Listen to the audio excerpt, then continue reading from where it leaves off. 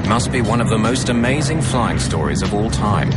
An airliner full of passengers out of control at 17,000 feet. And the pilot is stuck outside the plane.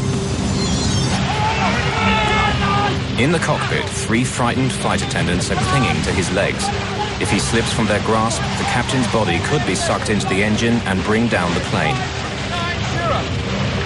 At the controls, a young co-pilot is battling to get the plane to the nearest airport. Mayday, mayday, mayday, welcome to Winningbird 539.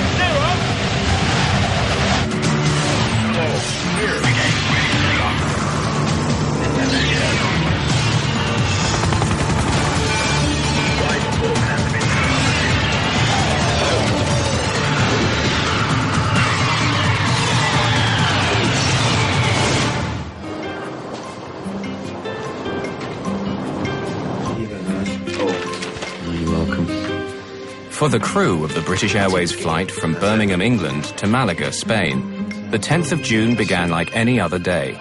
Yeah, but I'm not doing it when I put it. Stewards Nigel Ogden and Simon Rogers, along with stewardess Sue Prince, had worked together on and off for years. At Birmingham, all the cabin crew and all the pilots, they all knew each other, were all on first-name terms.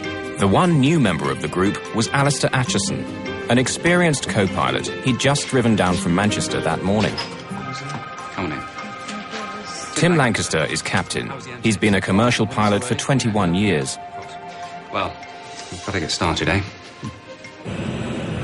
Before takeoff, the co-pilot performs a walk-around, checking the outside of the aircraft for anything wrong. In the cockpit, Captain Tim Lancaster reviews a log of the maintenance carried out on the plane the day before. Everything okay? Fine. She's just come out of maintenance by the look of it. Nothing much there. Just changed the windscreen. Many of the passengers know the flight well and are looking forward to a relaxed trip to Spain. These unsuspecting passengers and crew were about to begin an adventure of a lifetime. Seem to have made yourself comfortable. Too right. Birmingham Tower, Speedbird 5390. We're ready to start and push. Speedbird 5390. Clear to start and push.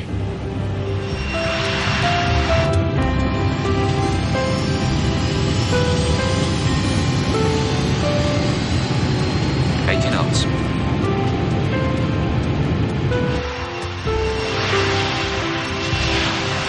The BAC 111 was known as the Jeep of the skies, a workhorse that was easy to maintain and had a good safety record.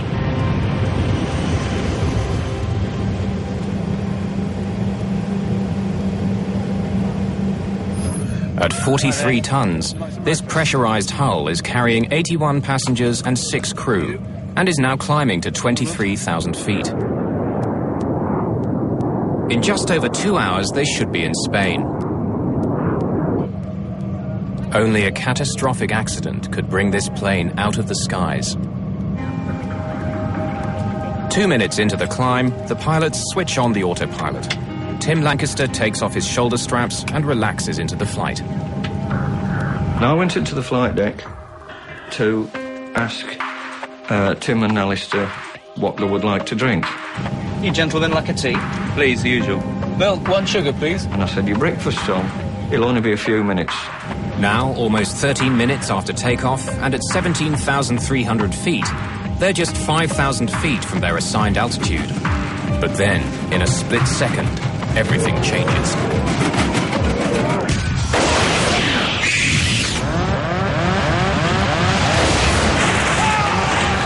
With a huge explosion, the captain's windscreen blows out into the sky.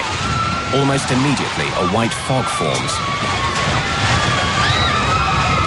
A sort of really intense stomach, body-shaking thud.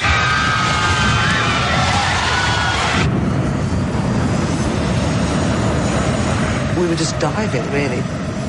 And then we started to judder like this. And I was a bit stunned. I thought, what? I thought, oh, God, it's a bomb. Alistair, the co-pilot, is suddenly fighting for control in a 350-mile-an-hour wind. There's no time to think about the captain. who's been blasted out of the window by pressurized air escaping from the aircraft. The rushing wind pins Captain Lancaster to the roof of the cockpit.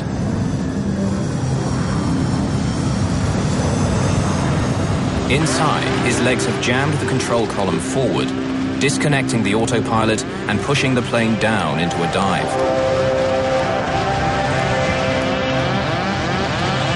Co-pilot Alistair Acheson has to take command.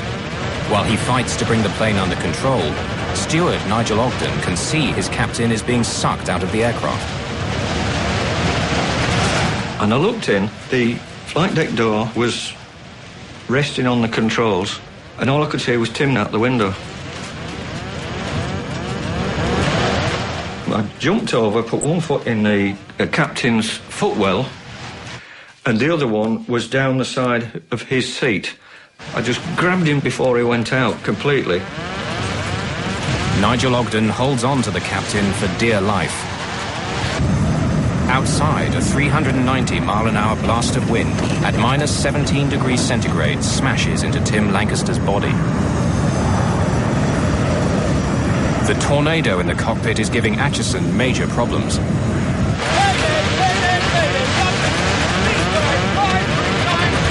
Air traffic control can hear his cries for help, but the storm rushing through the cockpit drowns out their replies.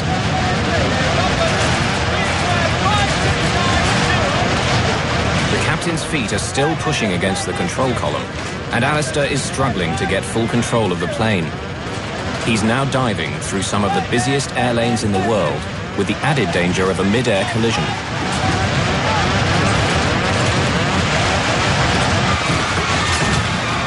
From the cabin, lead steward John Heward sees the chaos in the cockpit and does what he can to help.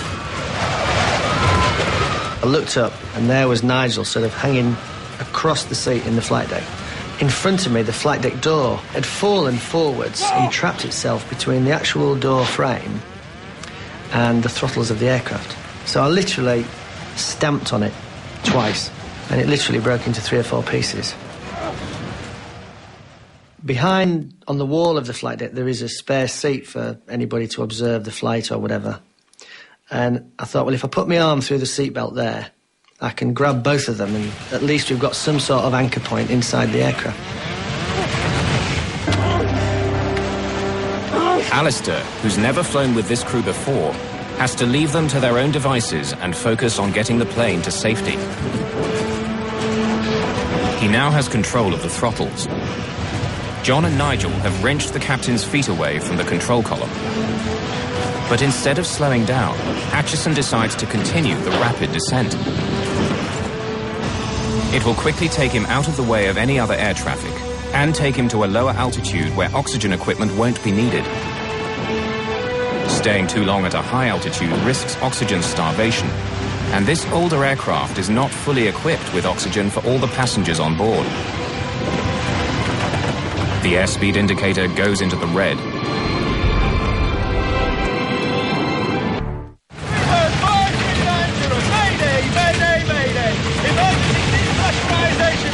They've dived to 11,000 feet in just 2.5 minutes.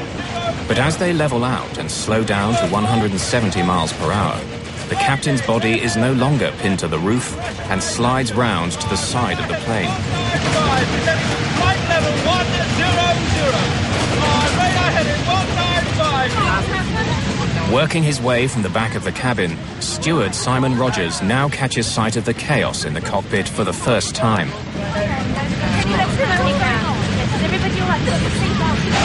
Now the aircraft had got to sort of flying fairly level, Simon came up from the back. Nigel was beginning to get really sort of achy now with his arms, and I knew he wasn't going to let go unless he was sure that Tim wouldn't fly out of the window.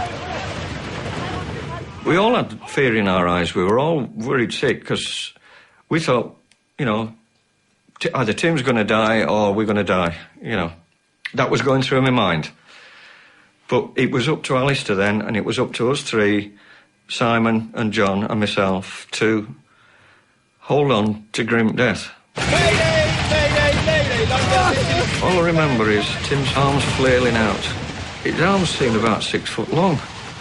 And I'll never forget that. His eyes were wide open. I mean, his face was hitting the side of the side screen, but he didn't blink. And I thought to myself, and I said to John, I said, I think he's dead. I think he's dead. And I said, you and Si will have to hold on. I can't hold on anymore. I can't hold on anymore. I've lost the feeling in my arms. We decided to put Simon. I said to Simon, you sit in that jump seat and fasten yourself in.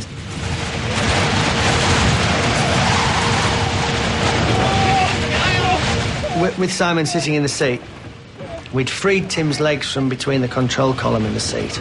So we hooked his feet over the back of the captain's seat, and then Simon literally put his hands on the top, just so he was holding his ankles down.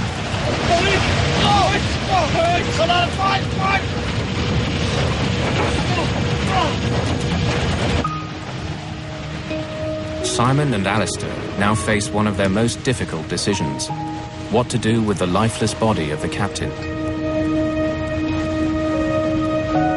No words are said, but for a moment the thought passes between them that the best thing would simply be to let it go.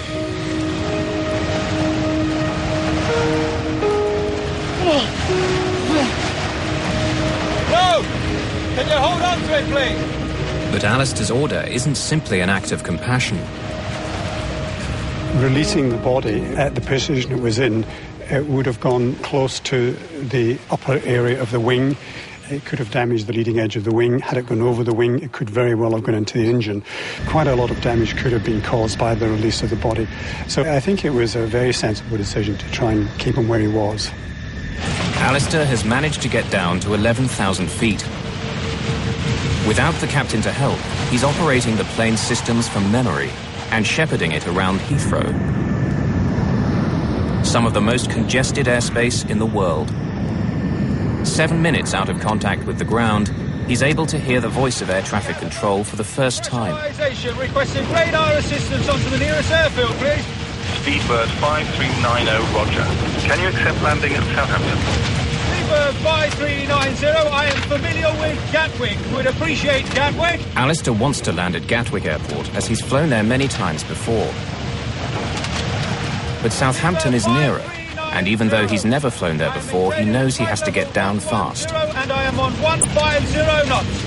Requesting radar assistance into Southampton. When you're going to an airport that you're not used to, you normally have charts, let-down plates, that kind of thing that you can read up on and learn something of the airport you're going to. But he knew nothing of Southampton. He hadn't been there. He had no charts because everything had gone out the window. There was no let-down plates to look at the approach and so on.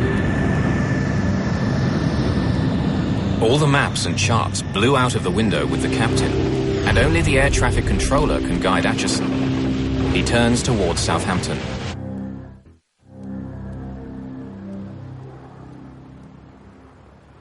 Southampton, this is Speedbird 5390. Do you read? Speedbird 5390. Good morning. Identified on handover from London radar 6 miles west of Southampton Airfield. What is your passing level? Roger, sir. I am not familiar with Southampton. Request you shepherd me onto the runway. When he spoke, he was obviously stressed. It sounded as if he was under a fair bit of pressure. What is your number of persons on board? We have 84 passengers on board, and I think that will be all until we are on the ground. Roger, that's copied. I've been advised it's pressurisation failure. Is that the only problem? Negative. The captain is half out of the aeroplane, I understand. I believe he's dead. Roger, that is copied. My feeling was, when he told me what was going on, it was one of disbelief, because it doesn't actually happen. You know, it's one of these things that you see in films, that happens in films, but it doesn't happen in real life. And it was sort of the hairs in the back of the neck go up, and there's this feeling down the spine, the tingle down the spine, and you think, no, it's not for real, but it's got to be. Flight attendant holding on to him, but requesting emergency facility for the captain. I think he is dead. Affirm.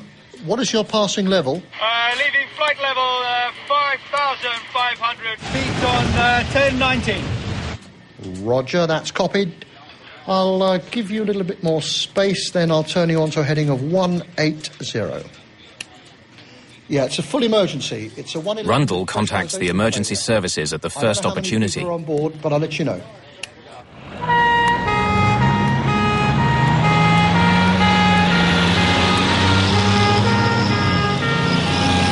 Could you confirm that the length of runway at Southampton is acceptable for a 111?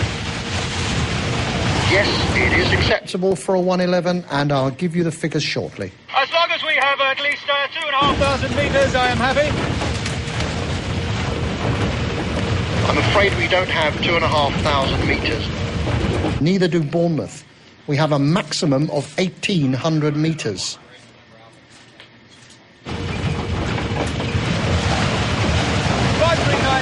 Atchison is concerned that the plane is above its maximum landing weight, being full of fuel for the journey to Malaga. And the BAC 111 can't dump fuel. If the runway isn't long enough, he faces more problems. Whether the aircraft could actually stop on the runway, or whether the tyres would burst, or whether he would go off the end of the runway. That's obviously what he was worried about when asking for 2,200 metres. 5390. Thank you very much. We are 3 greens and floats 45, so we are set for approach, but make it please very gentle. Yes, I will indeed. You are number 1 traffic. If you think about it, all the airline pilot training is done with 2 pilots, both compass mentors in the cockpit, one flying the aeroplane and the other one doing all the emergency drills. So what you actually had was the captain hanging out the window, at least one person hanging onto his legs, and Alistair flying the aeroplane with nobody else to talk to. Speedbird of 5390. It's 9 miles from touchdown, you're clear to land. Wind indicates 020 degrees at 14 knots. Descent to height to 15400 feet. QFE is 1017. Roger, sir. Descending to 1,500 feet. Talk me down all the way. I need all the help I can get. Roger, you'll be able to stop the aircraft on the runway and evacuate the aircraft on the runway. He must have been about 6 or 7 miles from touchdown. And obviously at that point I kept talking until he was happy he could see the runway and was happy to continue looking out the window and land the aeroplane. At the point he said he was visual with the runway, I effectively stopped talking.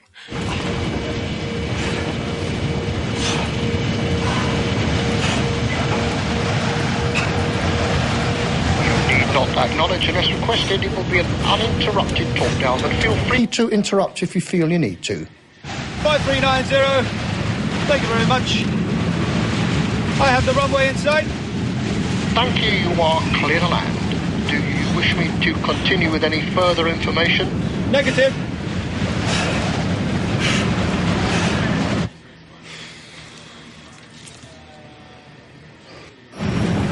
"32 minutes after takeoff, with 81 terrified passengers, a nearly full fuel tank, and the captain blasted out of the window, Alistair Atchison attempts the most difficult landing of his career.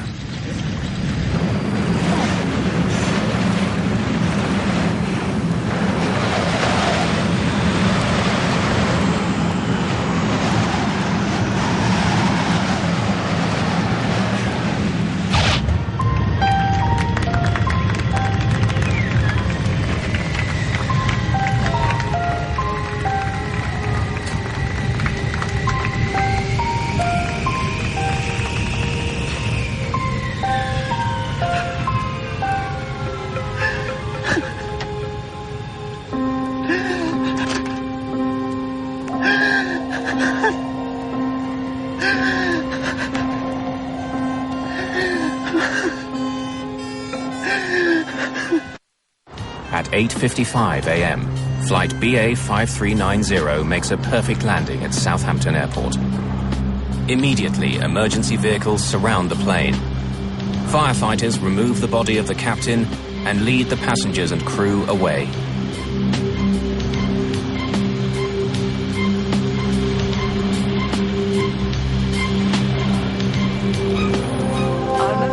Alistair Acheson has carried out a remarkable piece of flying, almost unprecedented in aviation history. He has had to pilot his plane without his captain, who has undergone physical stresses that nobody could have been expected to survive.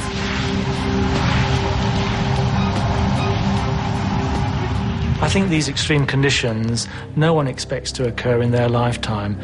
His survival time must have been measured in no more than tens of minutes as he became colder and colder and his body systems began to shut down.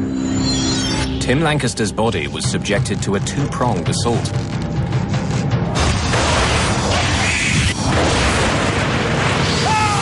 The physical violence that his body suffered being blown out of the plane, and the extreme cold and lack of oxygen at 17,000 feet. Every 1,000 feet of altitude causes the temperature to drop by 2 degrees centigrade. So the temperature on the outside of the plane would have been around minus 17 degrees centigrade. The extreme wind chill also meant his body was losing heat very rapidly. He would have lapsed into semi-consciousness and then unconsciousness, and as the temperature, his core body temperature fell, he would have finally died as a result of the excessive cold in that environment. Despite the trauma that Captain Lancaster's body suffered, there was one final twist to his story.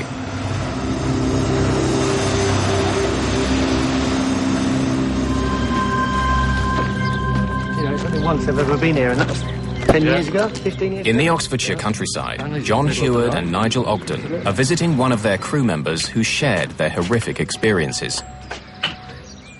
Here he is. Hi, guys. John, how are you? Nice to see you. Nice to see you, mate. Nige, come in. Hi. Like on SCP, when you go in, you've got to pretend... The captain of that fateful flight, Tim Lancaster, somehow survived his horrific ordeal. There were no fatalities on BA 5390. That's it now, you can go on the 3-day cruise across there. As his frozen, lifeless body was removed from the plane, nobody thought that Tim could have survived such punishment. But remarkably, he was slowly beginning to emerge from his horrific adventure. Tim, can you hear me? I regained some consciousness on the ground at Southampton because I remember big red and white things, which were obviously fire engines and ambulances, not people and not conversation. And then my next clear, lucid thoughts were in hospital in Southampton. Over the next few days, all the bits eventually arrived back in my sort of consciousness, and I put the jigsaw together and, sort of played the whole story for myself and understood what had happened.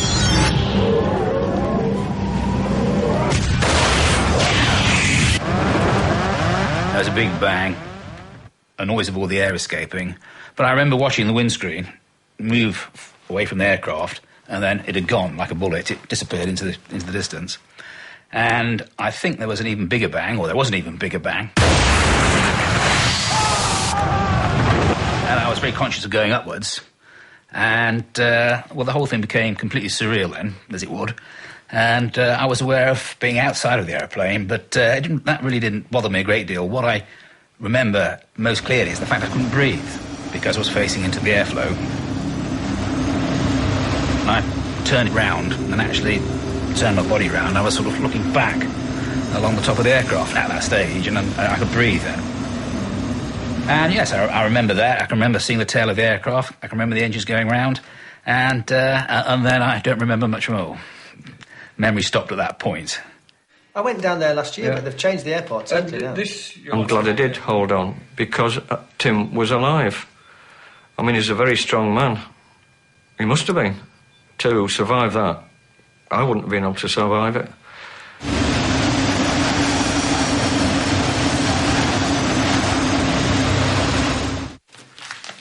That's all very dramatic. It is, look. Tim Lancaster's survival was little short of miraculous. He'd been minutes away from death. It was Alistair Acheson's flying that saved his life. His quick thinking in getting the plane to the ground in only 22 minutes saved Lancaster from dying from the effects of exposure. And by pure chance, the physical trauma he suffered was limited. It included a bone fracture in his right arm and wrist, a broken left thumb, bruising, frostbite and shock. Remarkably, within 5 months, Tim Lancaster had made a full recovery and was flying again. Speedbird 539. Of course, the captain wasn't the only one to go through a horrific experience. Battling with the controls whilst a tornado raged through the cockpit was something no commercial pilot could be trained for.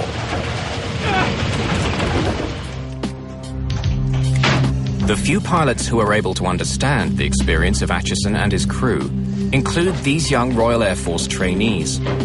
Parts of Shapley, seat 7. Planets of Bolton, seat 3. They are being put through a simulation of an explosive decompression in this hyperbaric chamber. Climbing to 8,000 feet at 4,000 feet per minute. The atmospheric pressure is initially set to 8,000 feet. This is the pressure inside the sealed cabin of most commercial aircraft. Anyone can survive this for many hours with no ill effects. Any higher than that, and the experience is very different. Stand by for rapid decompression. In 5, 4, 3, 2, 1, now. The mist in the hyperbaric chamber is identical to the fog formed when the window blew out on BA 5390. At the instant of rapid decompression, the air in the cabin can no longer hold onto its water vapor, which is then released into the atmosphere as fog. 7 and 8. Once the fog clears, then the lack of oxygen at that height begins to tell. Without oxygen, at first we begin to see a reduction in their reaction speed. We see increasingly impaired performance in our students. Thinking is slowed and their reaction speed becomes increasingly slowed until they begin to develop sort of lapses of concentration, falling into unconsciousness, and finally death if their oxygen supply is not re-established.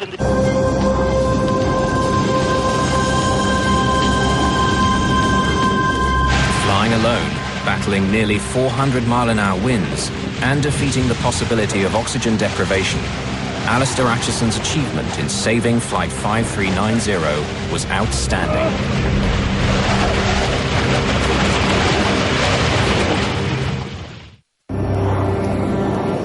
Even as the crisis was unfolding, accident investigators were rushing to Southampton to find an explanation.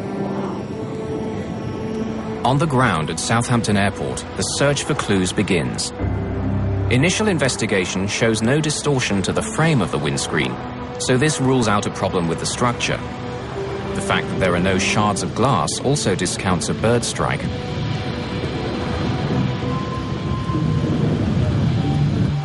Stuart Culling, senior investigator with the Air Accident Investigation Branch, has little to go on. Windscreen was missing, there was a certain amount of blood around, there were some minor dents and scrapes on the fuselage, as you'd expect if the window had gone past, and really that was about it, apart from a lot of paper scattered around inside. One of his first clues comes from the log recovered from the plane. He knows the plane had been serviced just the day before, and that a windscreen had been replaced. He immediately pays a visit to the British Airways maintenance hangar at Birmingham. I wanted to find out exactly what had happened to the aircraft before it took off. And I'd arranged that I should talk to the shift maintenance manager who fitted the window.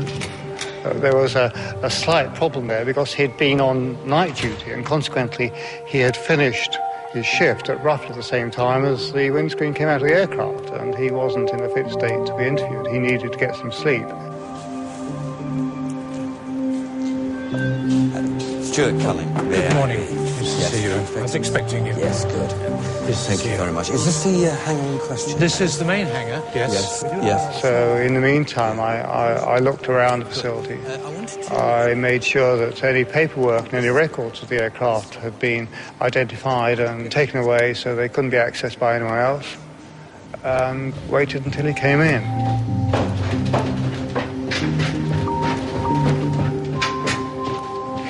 Hello, I'm from the AIIB. Yes, and this is my colleague. What I'd like to do today is just find out what went on during that shift pattern and how it went. Thank you very much. Did Did you notice anything about the window itself, any stress marks that were worrying you? My first conversation with the shift maintenance manager was relatively general, because at that stage we had no evidence that was relevant. Yourself? You didn't delegate it to somebody else and then check Stuart, it? there's a phone call for you, just coming. Oh, right. Would you mind if I took this and come back? So I took the call and found that it was information about the windscreen which had been found near Didcot, and there were something like 30 bolts found with it, most of which were one size short in diameter, one size too small in diameter. It was a crucial error. On some planes, windscreens are fitted from the inside and use the internal pressure inside the cabin to keep them in place. But on the 111, the windscreen is bolted on from the outside. Any weakness in the bolts could mean that the pressure inside the plane would blow the windscreen out. It appears Culling has very quickly found the mistake and the guilty man.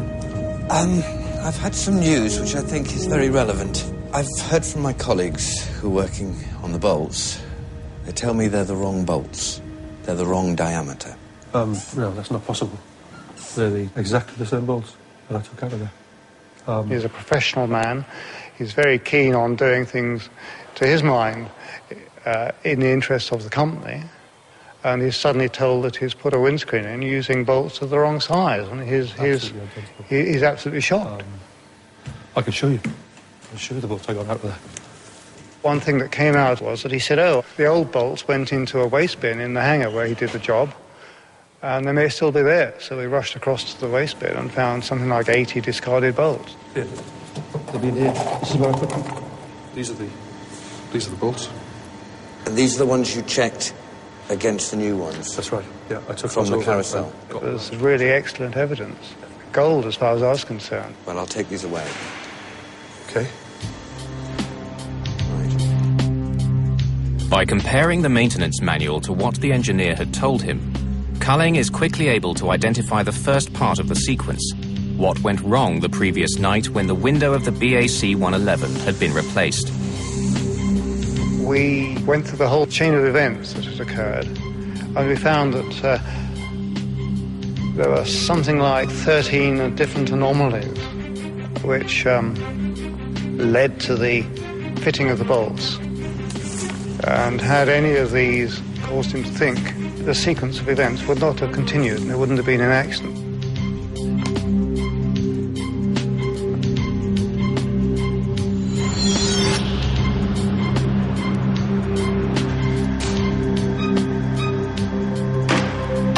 The engineer had come early into his shift, and at about 4 a.m. had gone to work removing the old windscreen from the plane.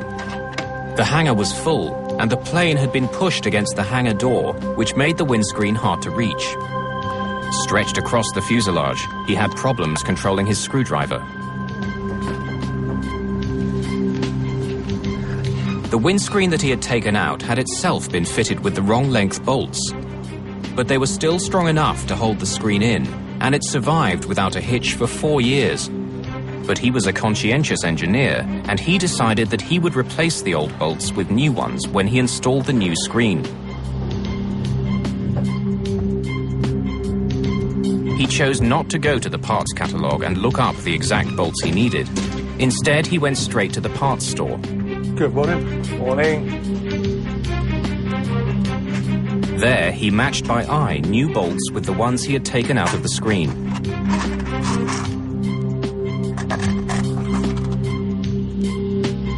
His eye match was good, and he found a few fresh bolts of exactly the same type in a drawer. What I'm after is I need 97 Ds. I'm just doing a windscreen on a 111 over there, and I need some new bolts. 8 Ds on a 111? Well, no, these are 7s. This is a 7. I've just taken it out. We haven't got any 7s anyway. Okay. Right, the store manager knew which bolts the engineer should have been looking for, but the engineer chose to ignore his advice. Instead, he drove to the other side of the airport to find a match for his bolts. It was now about 5:15 a.m., and in a dark corner of the hangar, he continued to search for new bolts identical to the ones he'd taken out of the plane. But in the gloom, his luck finally ran out. He thought they matched, but they didn't. He picked bolts that were just over 2/100ths of an inch too narrow for the job.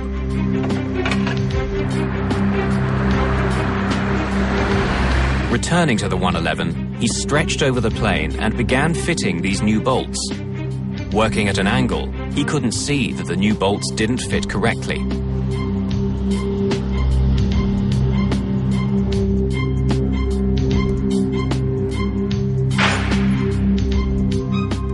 Signing off at 6 a.m., the engineer had managed to get his work done in time. The plane was now ready to be handed over to Captain Lancaster and his crew.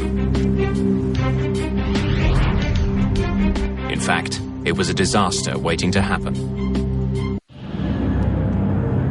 The morning of the next day, the 111 was at 17,300 feet.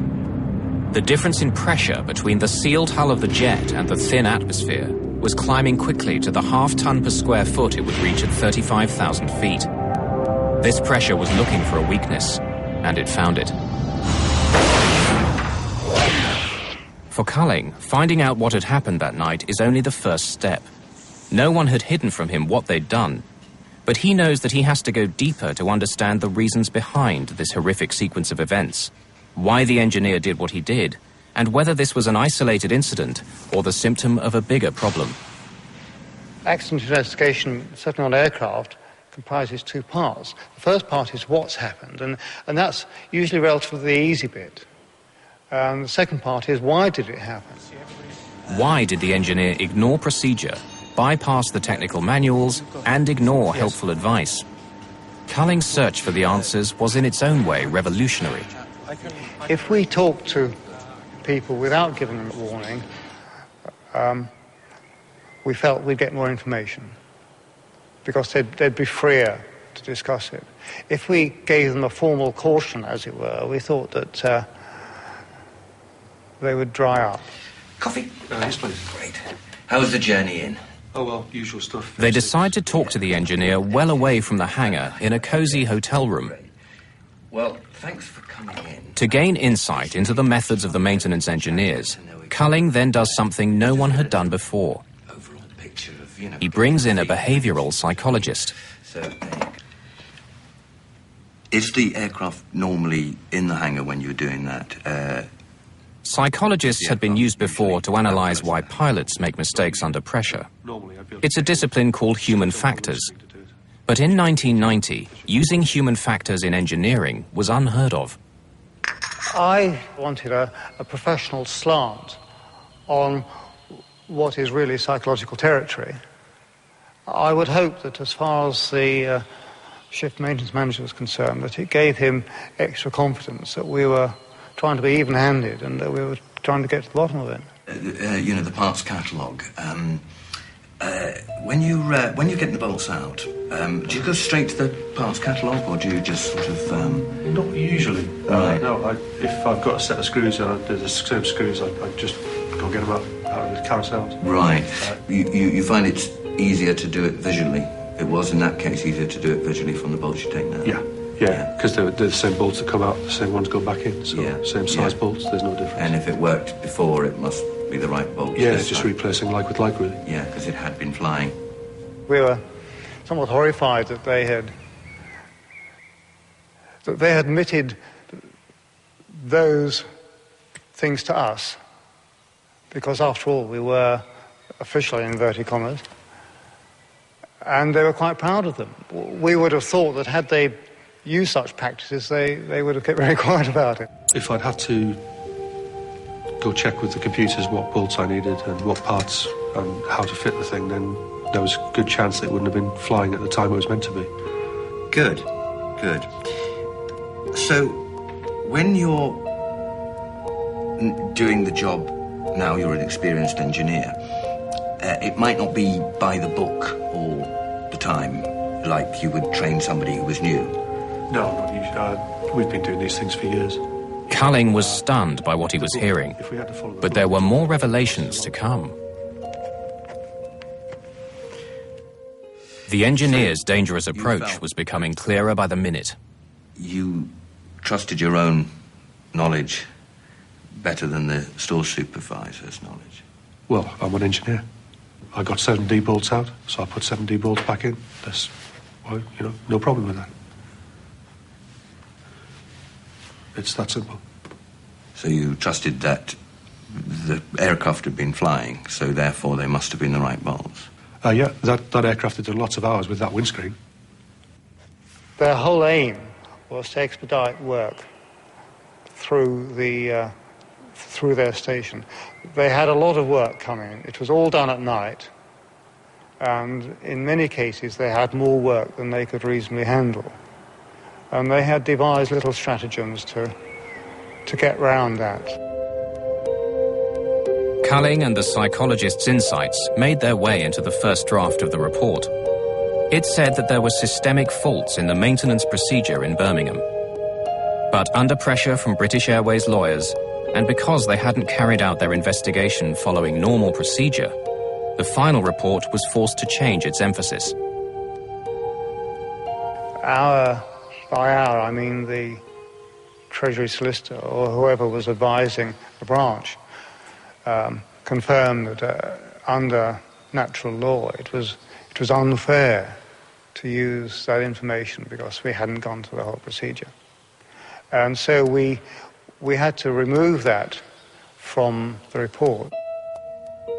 The investigators had never produced an accident report like it.